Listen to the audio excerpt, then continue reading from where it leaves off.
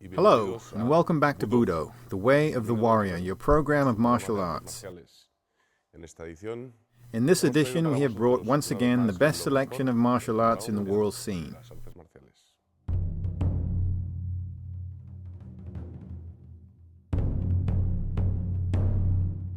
From Israel, the strength and effectiveness of Krav Maga with Ite Gil. From China, the master of Tai Chi, Chen Changyu, takes us to the mystery of Tui Shou, the pushing hands. From the USA, Marine Sergeant Jim Wagner will share with us his best self-defense techniques for everybody. From Genoa, Italy, Master Kangalosi shows us the Hungar style of Kung Fu. From Japan, we have made an interview of the greatest master of karate, the legendary Hirokazu Kanazawa. And finally, in our editorial, Alfredo Tucci answers the question, are martial arts just self-defense systems? A new and exciting journey to Budo, the Way of the Warrior.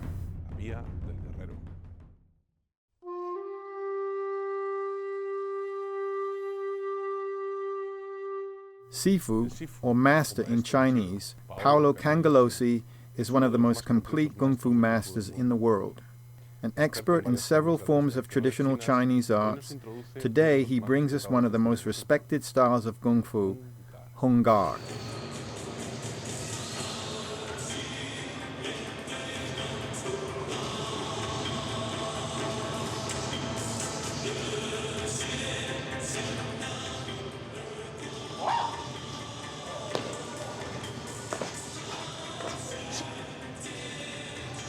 The Hungar style comes from the name of its founder, Hungar Hongkyun, which in the Cantonese dialect is translated as Hung's family and the Hung fist.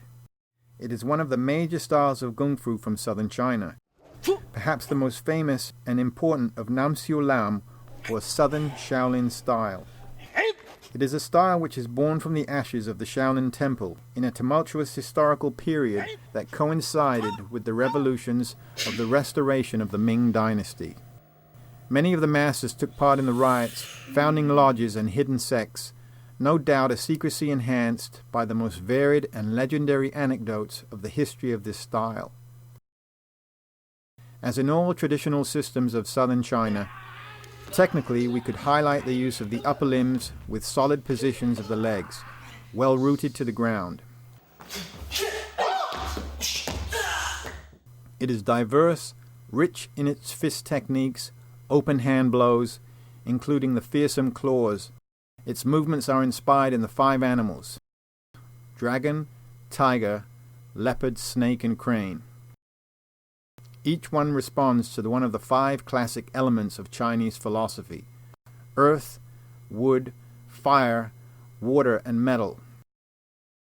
It includes the sophisticated study of the art of Qigong to cultivate the power of vital energy, an aspect which makes it one of the most comprehensive and respected methods of Kung Fu.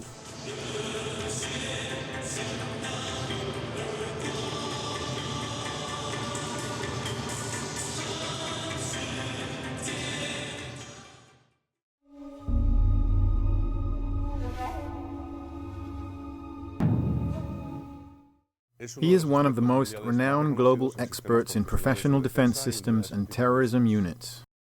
A Marine Sergeant, he was part of the Police Special Air Forces, the Air Marshals, created after September 11th.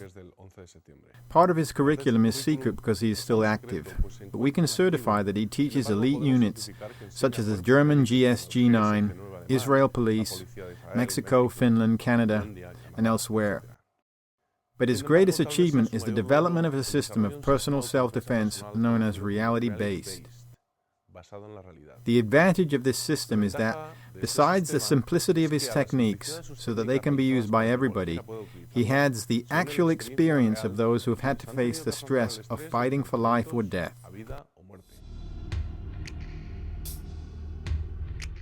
Today, he will teach you how to get rid of one of the most common self-defense situations, the bear hug, an unexpected grabbing at the back. Another type of street attack which you might encounter is where someone comes up behind you grabs you around the waist or around the chest and locks their arm. In the United States, we call that a bear hug. And I'm going to let him demonstrate. I'll do it normal speed, show you what I would do, and then after that, we'll break it down and show you step by step the principles. So I'm here, I don't know he's coming up behind me, and suddenly gets me in a bear hug. And now I'm on top of him. All right, come on up. Good. First of all, let's do it slow. He comes up behind me. There's two situations you might find yourself in.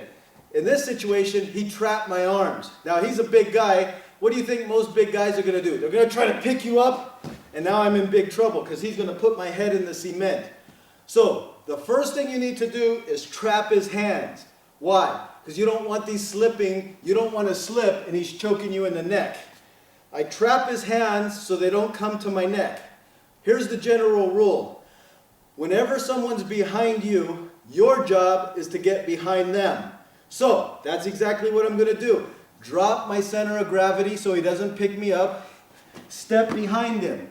Once I'm behind him, now I could do a number of things. I could let go, I could grab his pants, I could hit him with my arm, but the main thing is, whatever he does, I can grab, I take him down. So, I have all the advantage here. Once I hit the ground, who's hitting first? He hits. Before he has a chance to recover, I'll smash him, hit him. I want to get away. The last thing I want to do is fight somebody on the ground. Now, ground training is nice, but you don't want to be on the ground if you can help it.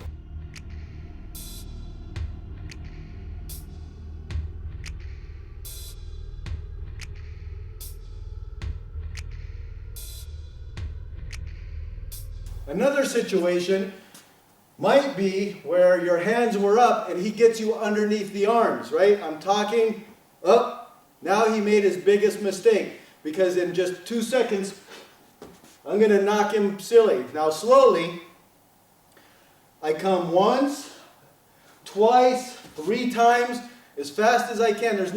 Now he might be able to move the first time, but he can't move the other times. Now obviously, you can't practice this hard because you're going to hurt your opponent. But if you do have a training mannequin or a punching bag, you could just 1, 2, 3. Those are the 2 common ways that someone's going to come and get you. Very easy to get out of. Practice it. Take it slow at first, and then speed up when you're ready.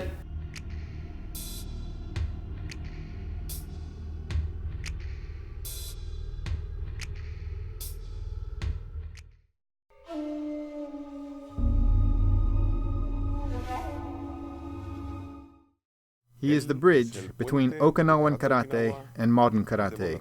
Since he studied with the founder Jishin Funakoshi and took part very actively in the technical design of what the world knows today as karate, perhaps the most known and popular martial arts on the planet.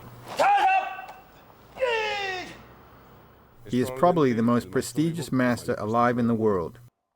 His elegance in the techniques is well known, and his skill in combat legendary. Hirokazu Kanazawa has written his name in golden letters in the history of karate. Today we bring him to this program where he will reveal the secrets of his biography.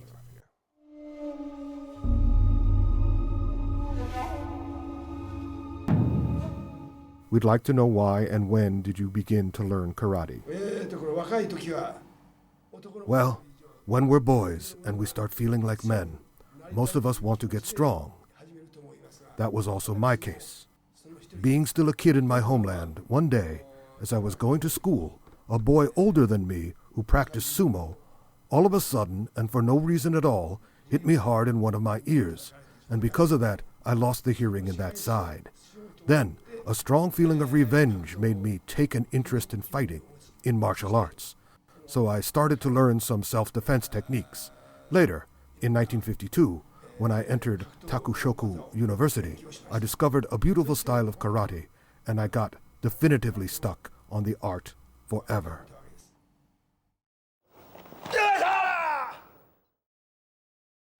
You met Master Funakoshi personally. What memories do you keep from him? He was a very kind and affectionate master. who didn't give the impression of being a karate man at all. But what really impressed me from him was that he seemed to be able to read people's thoughts. In those years, us karate students from every university used to get together once a month with our instructors to have a special training with Master Funakoshi.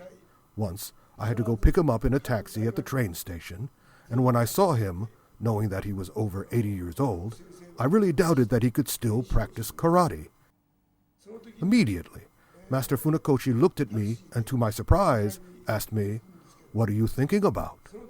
Another day, while we were practicing a certain technique, I was watching him all the time, and I saw that he was standing in a position with his legs not too separate and his hips rather high, and so I did the same. Then he came up to me and corrected my position, asking me to open my legs and lower my hips, and I thought that I was doing exactly what he was doing. In that very moment, he said to me, "Kanazawa, I am more than 80 years old. You are still young. Don't you think it's but normal that you can keep your hips lower and your legs more open than me?" He seemed to be able to read everything that was passing through my mind. Well, Budo is precisely that, being capable to read your opponent's mind, to know at 100% whom you have in front of you.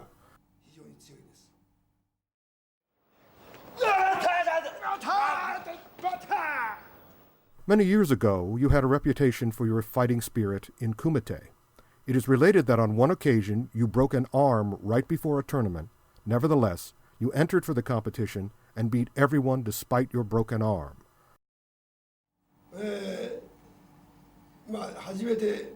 It happened on the first karate championships ever organized in Japan. I mean, in the style of modern competitions. On the first match.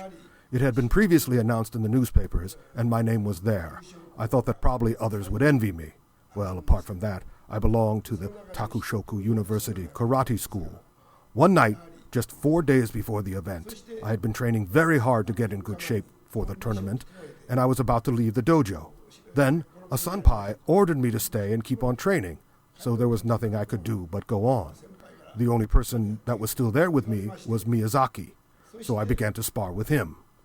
Then, in one of my attacks, which Miyazaki didn't elude, I suffered a compound fracture in my arm.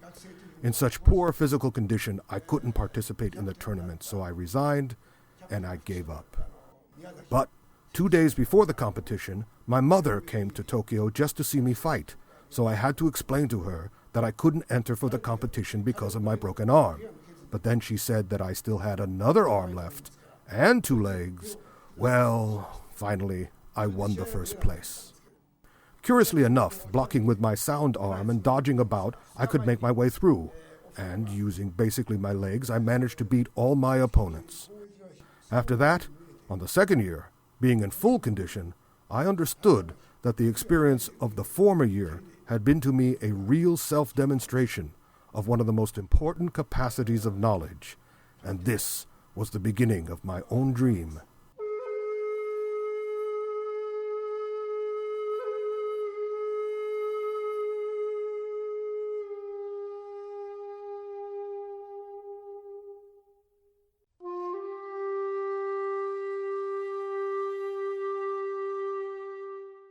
Tuisho, literally hand-pushing, is among the most advanced aspects of Taiji. Maybe that is why few masters have done writings on this subject. Tuisho is the practical application of everything which has been learned in the forms, the place where the flow should take place against the ever-changing power of an opponent.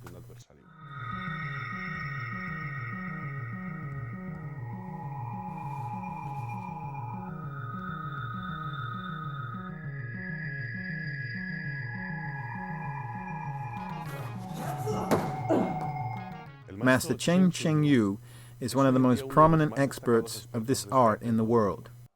He has masterfully captured on an instructional video the keys determining this essential part of Tai Chi. Tuisho is performed in pairs, and its purpose is to acquire a set of skills to be used in the hypothetical case of a confrontation.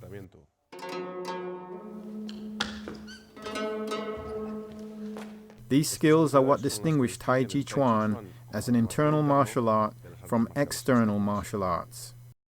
If we talk about the real Tui Shou, it must be borne in mind that it is necessary to have a good level both in technique and in forms.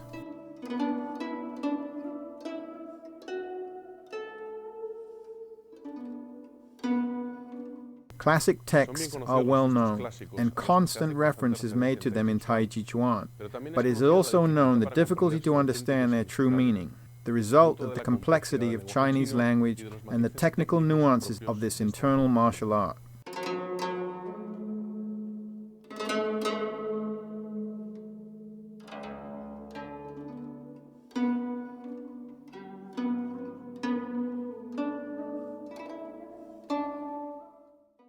A good master not only needs to know the classic text, but he has had to understand their meaning in order to transmit it to the fullest extent. A good technique in Tui Shou requires a high level of Kung Fu mastery, and this can only be achieved through constant practice of the teachings received from your master.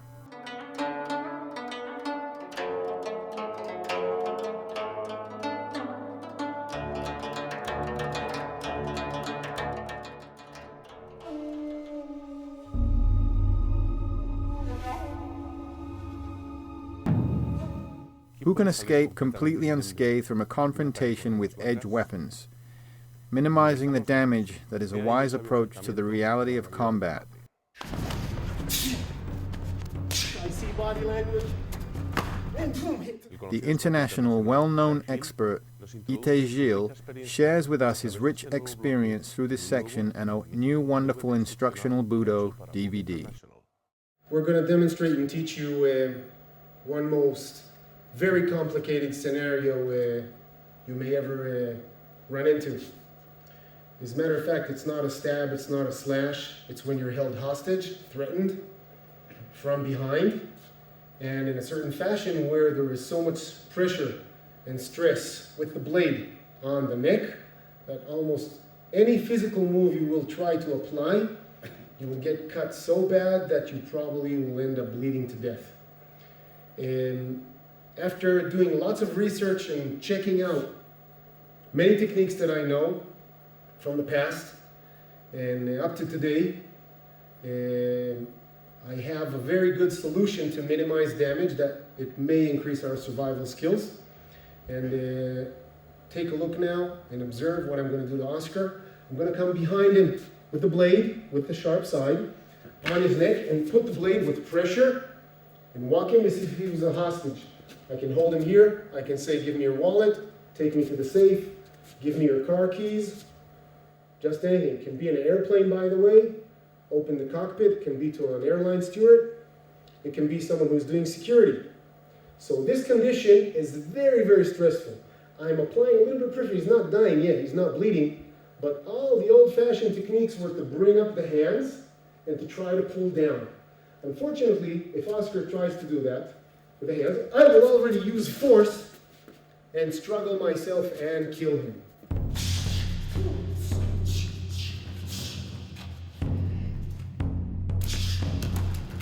On the ground, on the ground. What I'm going to show you now is going to do biomechanics.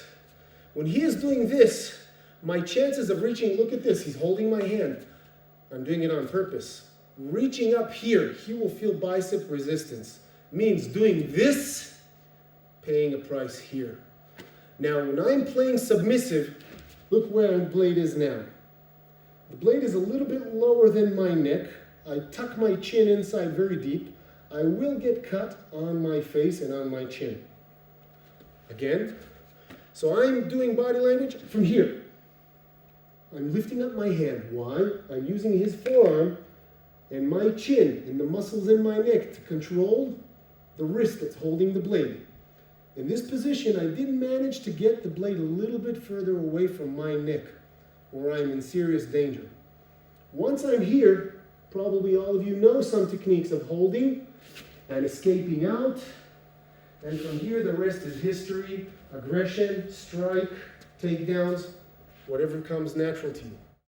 I'm trapped. The old one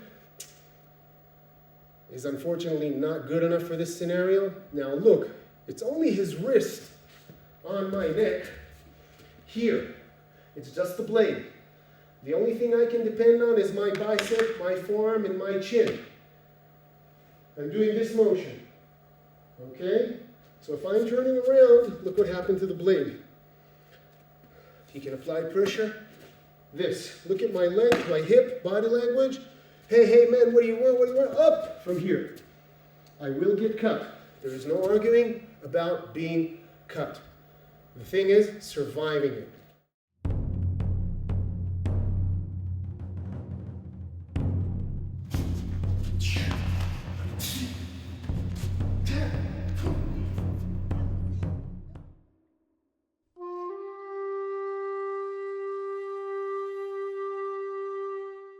Many people think that the martial arts are just defense and attack techniques.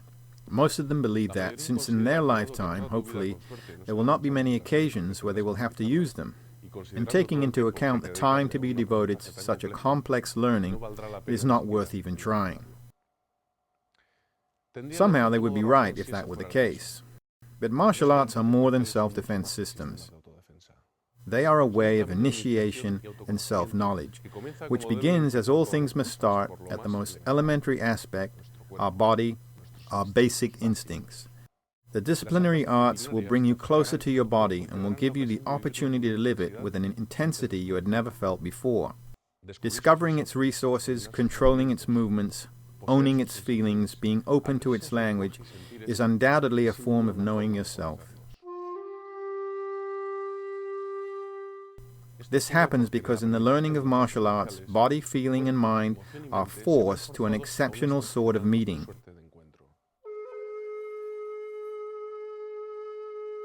In the West, we spend our life attached to the idea that we are our heads above all. We live from them, postponing or cancelling any other feeling or identity, an approach which is in continuous contradiction with our biological and emotional reality. This decoupling generates a lot of pain, depression, anxiety, physical, emotional, and mental problems. We live like animals of customs, repeating our needs, engrossed in our routines. When entering the dojo, literally the place of awakening, we break these routines. When we dress properly for training, we are telling our whole being that it is time to stop the mental verbiage. When assuming different rules of behavior, we stand back from our usual ego, from our social role, giving us the opportunity to live from a more real angle, simpler but more real.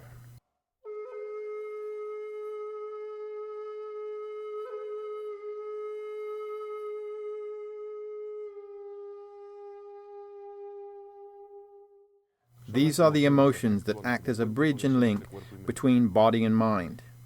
Martial arts reopens that linking bridge, placing you face to face with the only thing we have, the here and now. They do it connecting you to the most instinctive and powerful emotions: fear, pain, anxiety, aggressiveness, territorial sense. The martial training lets you live them, know them, and eventually mastering them rather than being mastered by them. Martial arts are much more than self-defense. They are a way of life, an occasion for self-encounter and physical, emotional, and mental health, to be in tune with ourselves and with the environment. The real important things can be learned only in first person. Do not let anyone tell them to you. Go to a dojo and let them live them for yourself.